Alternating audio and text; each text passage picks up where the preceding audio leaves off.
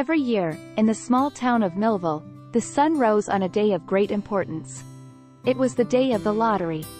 Townspeople gathered in the town square, chatting about the previous year's winners and who they thought might win this year. But one person was not excited about the lottery: Tessie Hutchinson. Tessie was a young woman with a dark past. She had been shunned by the town when she had been caught stealing. But Tessie had turned her life around and was now a loving wife and mother of 3 children. But her past had never been forgotten, and it seemed to be catching up with her. As the lottery began, Tessie felt her heart racing. Every year, they drew names from a box, and whoever's name was selected was stoned to death. The winner of the lottery, or rather, the loser, would be sacrificed to ensure a good harvest for the coming year. As the names were called out, Tessie began to feel uneasy.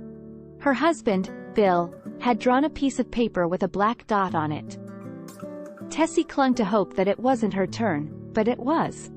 The townspeople turned on Tessie, their once friendly faces contorted into snarls of hatred and anger. As the stones began to rain down on Tessie, she knew that she was going to die. But she refused to go silently. With a fierce determination, Tessie fought back against the violent mob, proclaiming her innocence and begging for mercy. But there would be none.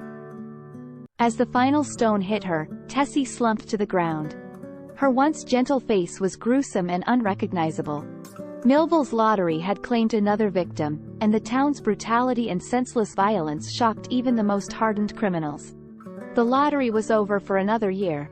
But the scars that it left behind would never heal. The townspeople would never forget the sight of Tessie's battered and bloodied body, and the fear that it instilled in their hearts would never diminish. The lottery was a tradition that had been going on for generations, but it was a tradition that they would gladly see end. And yet, somehow, they knew that it never would.